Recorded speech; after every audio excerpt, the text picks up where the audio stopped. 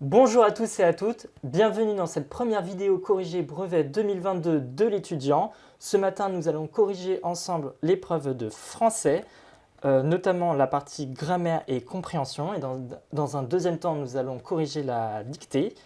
Ce matin, je suis accompagnée de Sonia Arbaretas, professeure de français. Bonjour Sonia. Bonjour Clément. Alors, que pensez-vous du texte? Il s'agissait d'une fable de Jean de La Fontaine, Le Lion et le Moucheron. Alors, c'est un très joli texte qui a été proposé donc, aux candidats, mais peut-être un petit peu difficile parce que certaines tournures, et notamment c'est un texte en vers, certaines tournures pouvaient être un peu difficiles à comprendre. Mais on va voir que globalement, il y avait quand même des questions relativement accessibles tout de même. Très bien. Eh bien, je vous propose qu'on commence justement par corriger la première question. Alors, il s'agissait tout d'abord pour commencer de dire qui parlait au vers 1. Alors, au premier vers, qui s'ouvre sur le discours direct, c'est le lion qui s'adresse au moucheron. Alors, pour pouvoir le prouver, il fallait faire référence aux vers 2 et 3. C'est en ces mots que le lion parlait un jour au moucheron. Ça permettait d'expliquer en fait le premier vers qui est un vers d'ordre et d'insulte. Et forcément, on sait qu'il s'adresse au moucheron. Voilà, exactement. Ensuite, quelle réaction ce propos déclenche-t-il et pourquoi ? Alors, le propos qui est assez virulent, le lion est quand même très menaçant, va-t'en, chétif insecte, excrément de la terre, il est très insultant aussi. Et bien, contre toute attente, c'est un propos qui déclenche la révolte. Le moucheron, qu'on penserait vraiment très fragile, se révolte et déclare la guerre. On voit véritablement donc une insoumission de sa part. Penses-tu, lui dit-il, me faire peur, que ton titre de roi me fasse peur ni me soucie. Donc, réaction de révolte, d'insoumission face au roi. Très bien. La question 2 portait sur les vers 9 à 29. La première est la suivante. Quel animal domine le combat? Il fallait justifier sa réponse en relevant 3 expressions dans le texte.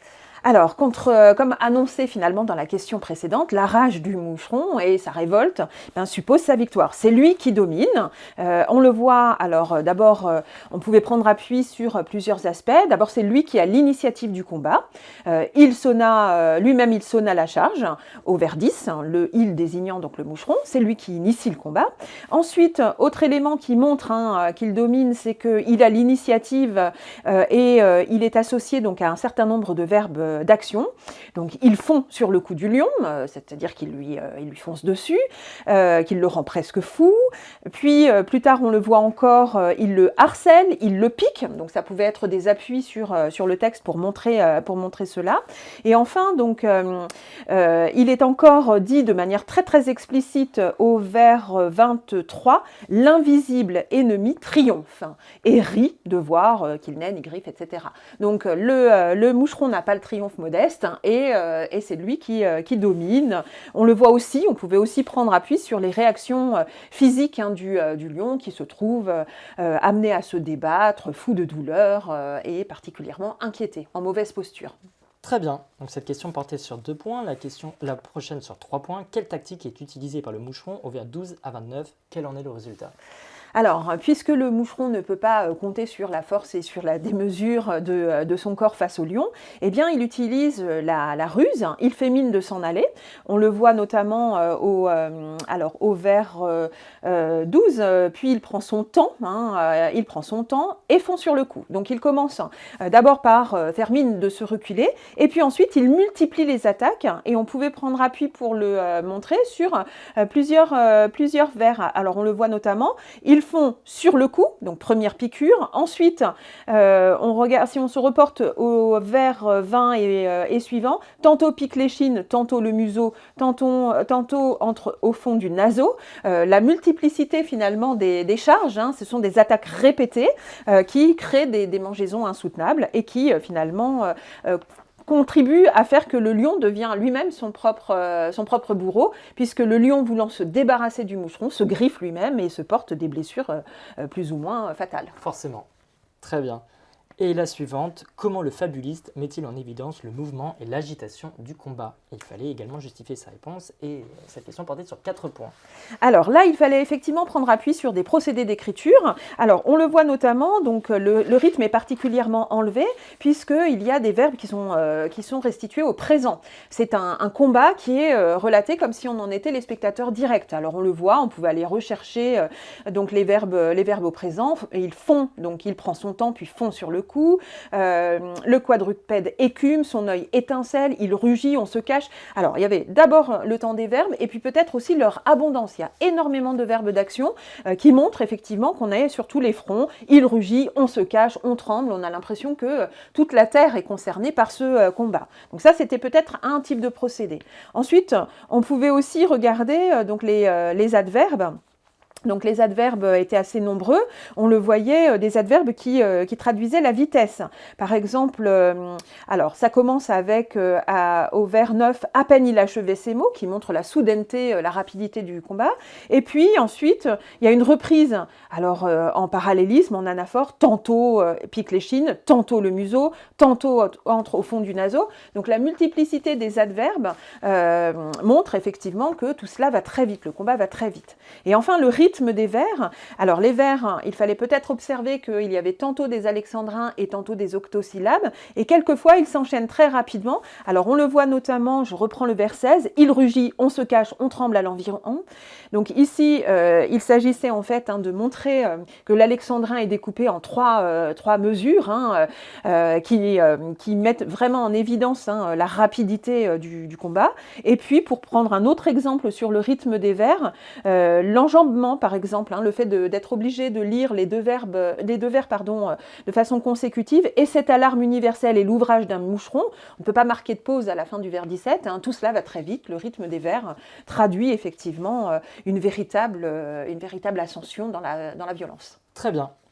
La prochaine question était une question de grammaire. Par quel groupe nominaux le lion est-il désigné? Quel est l'effet produit? Alors le lion, effectivement, est désigné par de multiples groupes nominaux.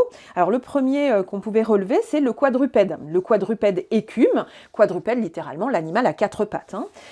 Ensuite, plus loin, le lion était désigné comme une bête irritée, donc ça c'est visible au vers 24. L'invisible ennemi triomphe de la bête irritée. Et puis, un peu plus loin encore, il était présenté au vers 26 comme le malheureux lion. Donc d'abord, il fallait relever ces 3 groupes nominaux, ces 3 périphrases, et puis ensuite, sur les effets produits, il fallait montrer que le lion perd de sa superbe, il perd de sa force. Il est d'abord désigné comme le quadrupède, l'animal à 4 pattes, fort, puissant par rapport au chétif insecte, et puis plus ça va, plus il est mis en difficulté. La bête irritée, ça fait référence là à sa rage, à la colère et à son impuissance, et puis le malheureux lion, ça fait littéralement référence à sa défaite dans un combat aux forces inégales. Très bien. Ensuite, quel est le retournement de situation raconté par cette fable au vers 30 à 34? Alors, ce qui est du génie et du talent de La Fontaine, c'est évidemment de ne pas s'en tenir à la victoire du moucheron.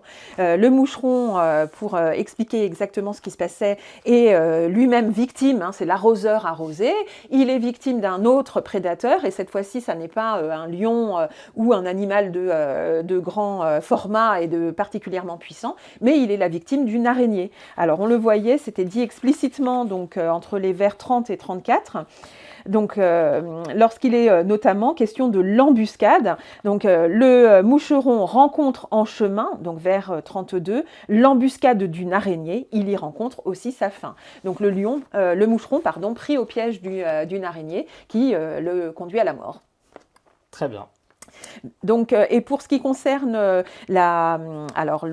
peut-être ce qu'il fallait voir ici, c'est que après une annonce triomphale, finalement il y a une fin somme toute assez ridicule et assez imprévisible. Donc vraiment retournement de situation, un peu comme au théâtre. D'accord. Question suivante. Au cours de la fable, De quel défaut le lion et le moucheron font-ils preuve à tour de rôle? Il fallait encore justifier sa réponse. Et là, cette fois-ci, la question était sur 5 points. Voilà, alors c'est une question effectivement qui porte sur la compréhension du texte. Alors il fallait peut-être être attentif au fait que le défaut était présenté au singulier. Donc il ne fallait pas en chercher plusieurs. Les deux protagonistes, donc le lion d'un côté et le moucheron de l'autre, sont tous les deux victimes du même défaut. Alors ce défaut, c'est l'orgueil démesuré. Alors c'était plus facile à repérer sans doute chez le lion au début, va-t'en, chétif insecte, excrément de la terre. Donc il y a d'abord une première prise de parole qui est très incisive, très brutale, très violente et qu'on entend au discours direct. Et puis il fallait quand même montrer que cet orgueil démesuré, il a gagné aussi, c'est aussi le défaut du moucheron. On le voit notamment dans sa première réponse. Il s'adresse au lion, alors non pas en se soumettant à son autorité, mais en le provoquant. On le voit notamment avec une phrase interrogative. Penses-tu, lui dit-il, que ton titre de roi me fasse peur ni me soucie? Donc il y a vraiment une forme d'arrogance, donc d'orgueil. Un bœuf est plus puissant que toi, je le mène à ma fantaisie. Donc il y a quand même ici déjà une première trace. Et puis plus tard, on le voit, avant justement la chute et le piège de l'araignée, regardez il fallait repérer ce qui se passait dans le texte.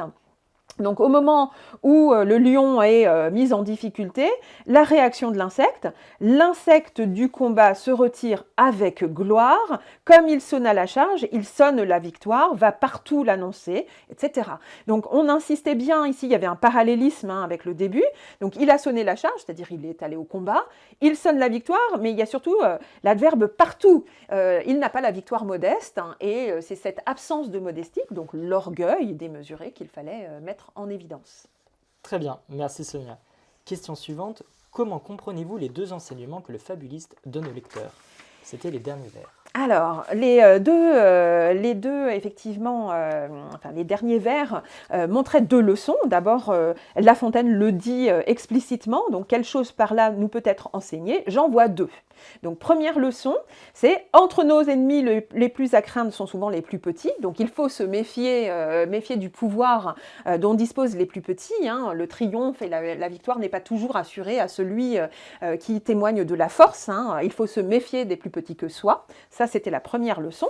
Et la seconde, l'autre, c'est qu'au grand péril, tel a pu se soustraire, qui périt pour la moindre affaire. Alors c'est vrai que c'était un petit peu compliqué, et ça signifiait en d'autres termes que triompher un jour ne veut pas dire triompher toujours. Se soustraire à un grand péril, c'est-à-dire éviter un grand danger, n'assure pas de triompher dans toutes les circonstances. Donc c'était une invitation finalement à la sagesse, à la modération.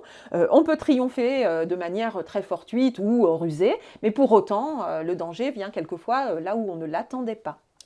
Très bien.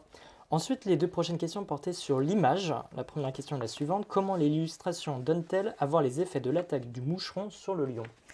Alors effectivement, il y avait une gravure là qui était proposée donc aux candidats et qui montrait donc au premier plan et de façon assez évidente un lion qu'on ne voit pas ici sur ses pattes, contrairement aux images traditionnelles, enfin sur ses quatre pattes, mais on le voit se dresser. Et alors ce lion debout, c'est un lion qui est quand même dans une position somme toute assez inconfortable. Il n'est pas là, il ne revendique pas en fait une quelconque assurance.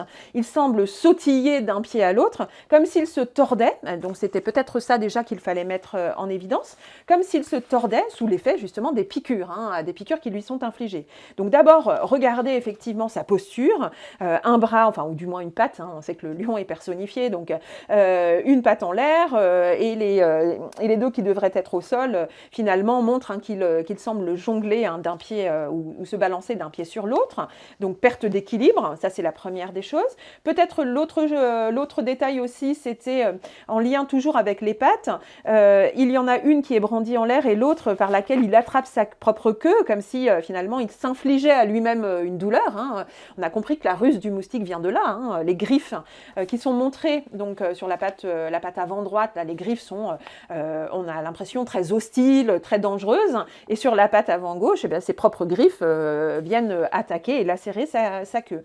Et puis autre chose encore, On pouvait montrer donc la gueule ouverte du lion.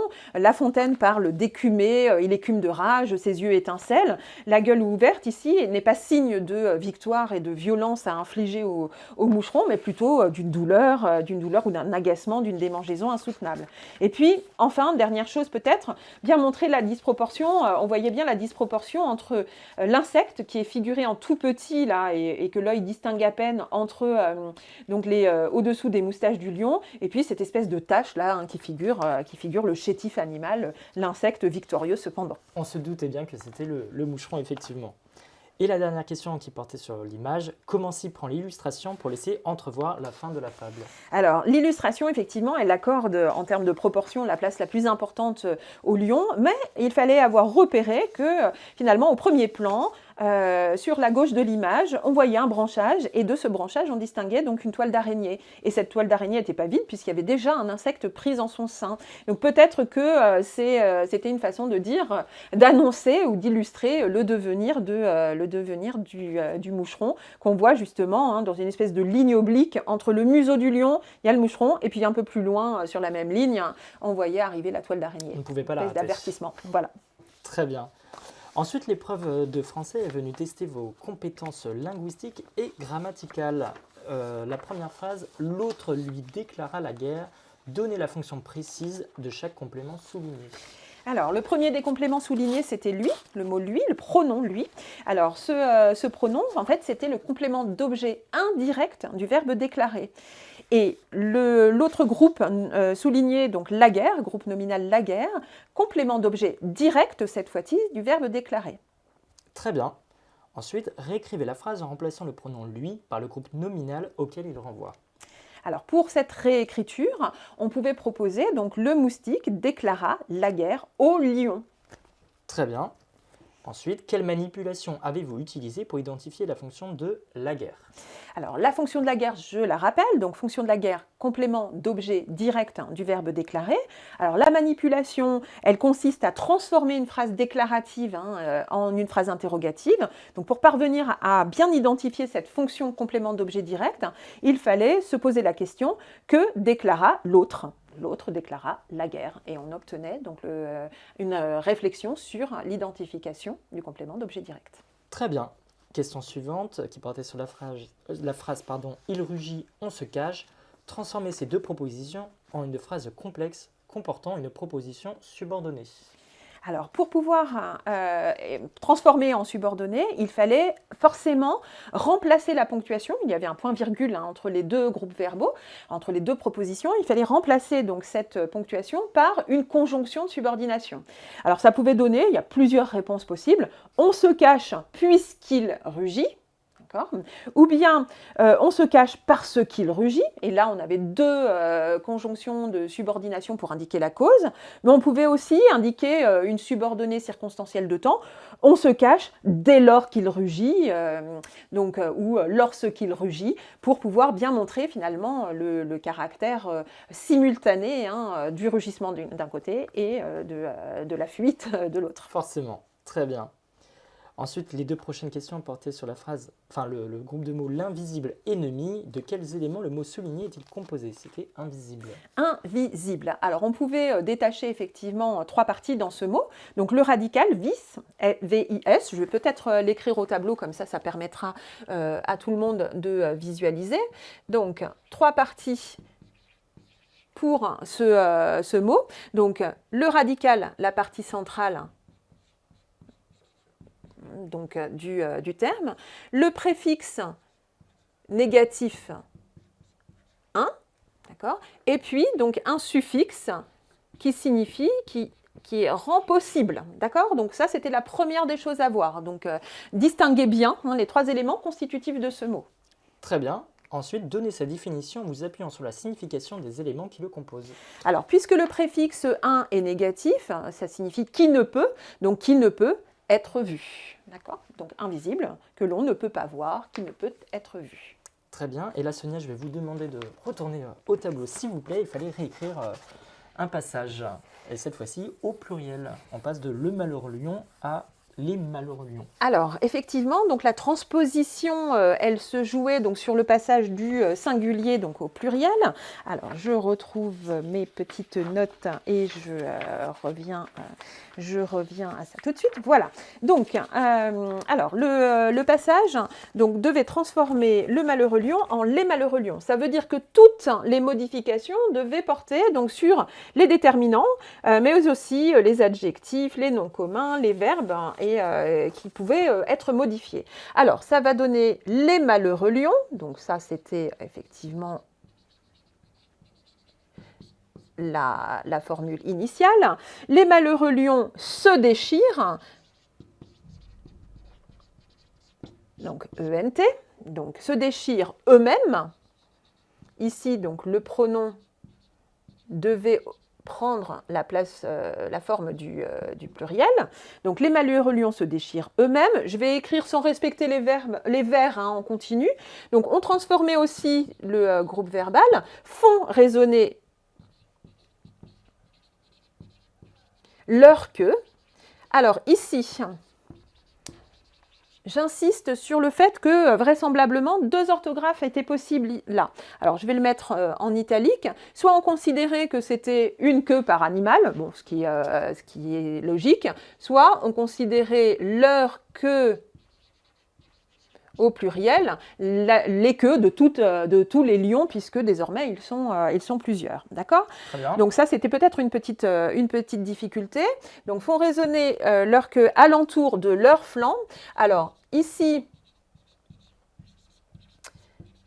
c'est plutôt le pluriel qui s'impose parce qu'on sera d'accord pour dire qu'on a 2 flancs, puisqu'on est l'animal comme l'homme est composé de parties à peu près symétriques. Donc ici, on maintient le pluriel. Il fallait surtout, donc la difficulté, c'était de bien accorder le déterminant et le nom commun auquel il se rapporte. Donc leurs flancs battent au pluriel, puisque le sujet c'est toujours les malheureux lions, battent l'air. Qui n'en peut mais, alors je ne vais pas le réécrire parce que là, ça n'avait pas à être corrigé. La subordonnée relative qui n'en peut mais se rapporte à l'air, donc pas de lien avec la modification. Donc, et, alors je vais signaler les coupes comme ça, et leur fureur extrême, donc leur fureur extrême, je vais peut-être revenir et effacer quelques mots d'en haut pour que ça puisse vraiment être visible pour tout le monde. Et donc, leur fureur extrême les fatigue. Alors là, il y avait un petit piège. Effectivement, je vais réécrire le sujet et le groupe verbal. Leur fureur extrême les fatigue. Il fallait bien faire attention. Alors, donc, si on écrit leur fureur extrême donc les lions fatiguent. Attention ici, il y avait un petit piège, puisque le sujet étant au singulier, il fallait que le verbe le soit également. Les fatigues, virgule, les abat. Même chose sur le verbe abattre, d'accord, voilà, donc pas de pluriel. Et là s'arrêtait en fait cet exercice de réécriture. Merci Sonia pour ce corrigé. Maintenant, je vous propose qu'on passe à la partie dictée. C'était le moustique et le lion d'après Ésope. Effectivement, donc là aussi, je me propose d'utiliser le tableau pour signaler quelques difficultés.